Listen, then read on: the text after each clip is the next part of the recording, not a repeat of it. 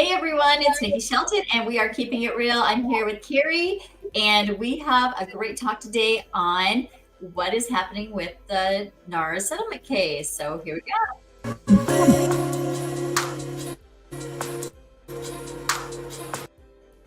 So it's been kind of big in the news. I mean, it's been going on for a while, and I think a lot of the brokers have kind of, I don't know. I mean, I guess the feel I have here in Washington is we were preparing for it for a long time. So it wasn't as kind of scary as I think a lot of other parts of the country were feeling. I know that, when I was telling brokers from other states, like, we have to do this, they, were like, well, why? Because they just weren't on the same level that we were at that time.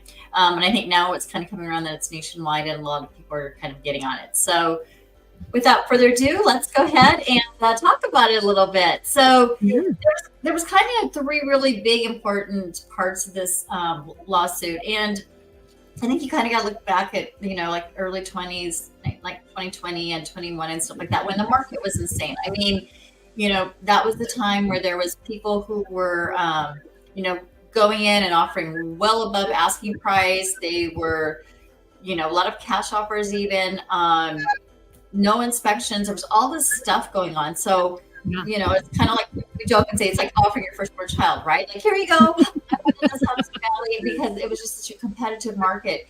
And so when you think about it, I mean, sellers can negotiate with their buyers on closing costs. They can negotiate on price. They can negotiate on, whether they're going to do inspection. All these other contingencies, they have that right to negotiate on. And the way that most states at the time were set up was that, the seller would, or the seller's broker would go, or listing broker, let me get this right. The listing broker would go in and sit down with the seller and say, hey, seller, so, this is what I'm going to do. And, sometimes I have people who can work out. That's kind of, this covers our part of agreement here. But sometimes, like, and most of the time, I'm going to be relying on other brokers to bring me in a buyer to do this. And so we need to offer some type of compensation for this broker to do this.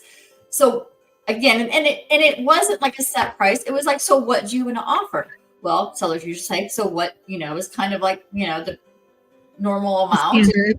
Yeah. Right. And so they would say, well, most people offer between this amount and this amount, A and B, or whatever you want to say. And so the seller would say, okay. And that's what they would go with. And so it was written up underneath. There's when you look at contracts, there's like actually three of them in a transaction. You've got your seller, you've got your buyer, and then you now have your purchase and sell contract. So those are kind of the three contracts. At that time, the seller's contract, though, would have it where that's one of the things that we can't do right now is couple them. So we can't say, you're going to pay me this much, seller, and then I'm going to turn around and pay that part or whatever to the buyer. So that was kind of one small part of it. But at that time, it wasn't like that. Fast forward to when they had the am I explaining this okay? If you have questions, jump in, Carrie, because I know I'm going to be talking a lot. So I'm just trying to make sure I'm putting it all together. So what happened though is once the sellers kind of said, and I think it was in Illinois, if I remember correctly, they said, wait a minute, we want the right to negotiate this amount with the buyer. Like, we don't just want to pay it. We feel this is fair. And honestly, I think it's a legit thing. So there was three parts of what really that were kind of the top three of the lawsuit. The first one was that they wanted the buyer's agents and the buyers to have their own contract. So out of that, talks and all this, there was that part of it that was introduced. They didn't want the compensations coupled upon what the seller was offering their broker. They wanted it completely separate.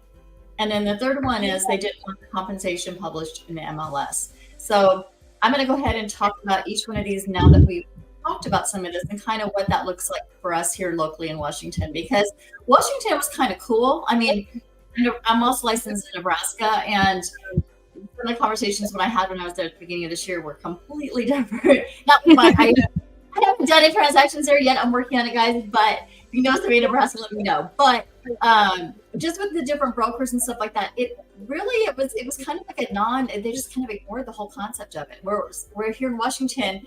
I mean, we had been working on this for several years in different parts of it. So one of the first thing was the buyer's broker. And honestly, I think that started, I think it was last year almost, like almost 2 years, going on 2 years ago now. And don't quote me on these dates because I'm not sure, but it's been a long time.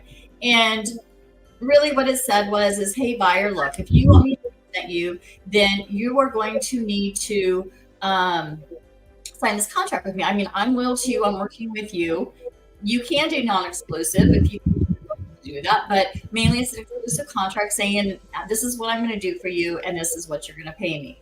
And we can kind of talk, maybe that might be a conversation so we don't get too long today, but how those different kind of compensations work as far as like the seller offers and stuff like that at a later time. But for right now, we're just going to go with, this is what you would owe me. And the other part of that was, obviously you can't couple it with the sellers. We talked about that. So that was the other part. And then the third part was this, that they didn't want the listing brokers to put the compensation into the MLS. So if you are in pretty much any MLS in the United States, and it's an NAR owned MLS, then you cannot put that percentage, even if seller's offering a percentage, like if they're offering Z, you can't put Z into that MLS because it's breaking the rules. Okay. So I wonder why that is. Do you think it's because they are afraid, like if they put there's no compensation, that the house won't get shown, or is there a reason behind it? I think that they just want to keep it as open as possible for the sellers to negotiate that amount. Gotcha. And I really think that's kind of what their thought process was, as far as like, that way you can always ask for it. And we'll get into that maybe a later segment on some of the different things you can do with that. But you can always ask for it, but you don't know. And that leads to some other issues, and I'll touch on those briefly too. Here in the Northwest MLS, which is what Carrie, I'm part of, and I mean, Carrie mainly services this area, so that she's probably most familiar with as well. But here we can't, and it's because we are a broker-owned MLS, and so we can put the percentages in there because of our ownership and how that's done. So those are technically the three differences. Any questions? I feel like I'm talking. I actually am seeing a lot. To me, I like that they have to sign a contract up front, because how many times do you take people out and all of a sudden they drop you and go radio silent?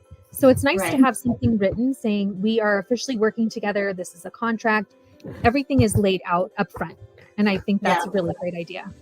And I think that's important information for the buyer too, because I'll touch on it briefly here. And if you guys, hey, do me a favor. If you guys out here watching today, if you want some more information on how this can all work, go ahead and hit me some likes or something, or do something, hit me hello or highs or something in the snap. And that way I know that you guys want to hear more about this, because otherwise I feel like sometimes it's too much sometimes. It's a lot of information for sure.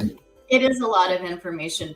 But so the thing is, so with the buyers and stuff like that, yes. And you also know, like, hey, if I'm going to be walking in and I'm off, there's A, B, and C. Let's say that if I'm going to pay my buyer or my buyer broker A, and, the sellers are, let's say, I'm going to do B. So it's A, B, like 1, 2, 3. Okay. 1, 2, 3. I'm just going to say 1, 2, 3. A, B, C. Okay. A, B, C. So A is 1, 2 is B, and 3 is C. So let's say, and it could be any number. I'm not saying percentage. I'm just saying that they're, just to make it even. So if they come in and the seller offers you right where you told the buyer broker you're going to be, right?